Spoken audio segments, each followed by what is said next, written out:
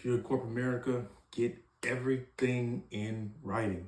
Now, I know you might have heard this before. It might be a cliche at this point, but a lot of people don't follow it, don't do it, and don't institute it in their daily work activities, but it is very important. So get everything in writing. I don't care how small, how minuscule you think it is. It could be important at a later date, and you want to have documented proof. So if there is some discrepancy at a later point, you have the proof to solidify your claim. So it doesn't matter how small it is, a 5-minute meeting. What you want to do, no matter the length of the meeting, no matter what was discussed, no matter if it's high priority, low priority, in between, what you want to do is after the meeting, you want to recap what was said in an email, send it to everybody that was in the meeting. And then there's an important part, ask for consensus, because a lot of people might take notes, or some designated person might take notes, and they just send it. And then people just say, oh, they'll just forget it, they'll put it to the side. Some people might even delete it. So what you want to do is gather consensus that these things were indeed discussed, especially when it comes to due dates, assignments, and instructions. And so get that consensus, and if they ignore it, ask them again. So you want to get that consensus, get it from the manager too. Everybody is in agreement that all these things were discussed, all these due dates were laid out, all these instructions were given. You want to do that for every meeting. Now, people say, well, why do you do that? Or they give you resistance. You just say, well, I like to be thorough, and I want to make sure there's maximum clarity on any and all instructions for not just my sake, but for everyone in the team's sake. Say that. Don't just make it personal. Make sure you give it a common touch, but make sure you're diligent in doing it. And because a lot of times in meetings, things are discussed, and you might say, oh, I thought you said this, and somebody will be like, well, no, I didn't say that. Or they'll say, well, I don't remember saying that. And that's a defense you can use in the courtroom, because a lawyer, no matter how good, Johnny Cochran cannot prove or disprove a memory. So when things come up in the courtrooms, a lot of people just say, oh, I don't recall. And it's a solid defense because you can't prove it. So that's why you want to have the documented proof. And you really want to have it, especially in one-on-one meetings with your manager, because there's only 2 witnesses there. At least if you don't have it in a group meeting, at least some other person could solidify what you said or something like that. They could back up your claims. But in a one-on-one meeting, there's only 2 witnesses. And if it's with a higher up or a manager, it's going to be their word against yours.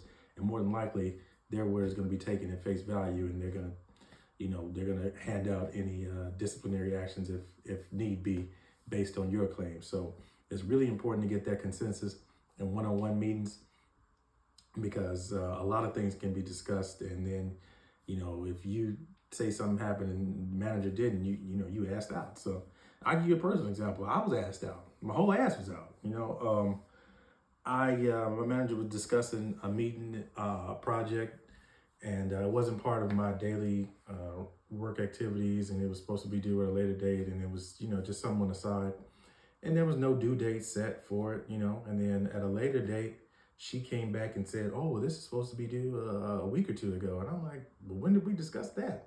We discussed it on the call. I mean, you're supposed to have gotten it done. And I'm like, now I know I'm not crazy. You know what I mean? I have a very, very good recall.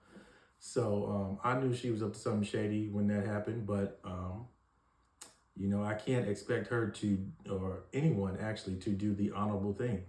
So I have to take steps to ensure that the integrity of my work is being honored. So it was on me, even though, technically it is on her. She should have did the right thing, but it's on me to make sure that I'm covering my tracks and making sure of all the things that I'm supposed to do. So if I send an email recapping what was discussed and then making her get consensus on it, and there was no due date discussed, she couldn't have pulled that move on me. You know what I mean? So I'm giving you some game from some personal experience. So I don't want you to go through those same things because it can make you, doubt yourself. It can make you unsure about your standing in the company. So you want to make sure you get that clarity, that transparency that you need. And now a lot of jobs are virtual or remote. So you really, really need to get that, because a lot of those calls aren't recorded, and So you really want to get that email. You really want to get that reassurance because the virtual world is because you're so separate. There really is no loyalty. Well, there's no loyalty at all, but there really is no. You have no backup. Whereas maybe somebody in the office would get to know you and you could have a little bit of backup. When you're virtual, it's kind of like everybody's in their own island. So they really looking out for themselves. So you want to really look out for yourself and make sure you get that validation and reassurance of what was discussed and things like that. So also instant messages, don't erase those, don't delete those, because sometimes managers and even coworkers give out instructions or ideas on things in instant message. So you don't want to, and sometimes they'll erase theirs. So you want to keep all record of conversations, all that's still writing, that's still valid, even though it's not an official email, it's still valid recollection of things and ideas that were discussed. So don't delete your IM messages, and in general, don't be too chatty. Like Dame Dash said, don't be a chatty patty on your instant messages. You know, even if you instant messages not email is not official, don't be gossiping and doing all that high school nonsense that people tend to do on jobs and instant messages. You know, avoid that too. You know, that's a little digression, but it needs to be said anyways. And you really want to get documented proof of any promises that your manager or the overall company makes. So if you hear some news from your manager, oh, we provide tuition reimbursements if you do this, or we have a conference coming up, it's going to be free, or especially any costs. There's a work event and it's totally free. You want to make sure you say, well, can I get that in writing? Can you send me that in writing? So I'm sure, because a lot of times they'll pull a move on you. Oh, it's free. Oh, it's this. We'll cover the costs. And then when it's time to do it, some ancillary costs come up and you can't dispute it because you didn't get it in writing. So you want to make sure you have those types of things documented, because a lot of companies, a lot of managers make a lot of different promises that they can't keep, and they know they can't keep, and they're trying to pull the wool over your eyes. So, and they'll back down if you ask for it in writing, or if they are honorable, they'll do the right thing and get it done. But you want to make sure if they make any promises, especially on costs or any future programs that you could be involved in that might benefit you, or conferences and things like that, get that in writing, ask for it in writing. And yeah, so I just wanted to give you a little quick game on that. Get everything in writing. It might be a cliche, but it's still important and you should still do it. And a lot of people don't do it.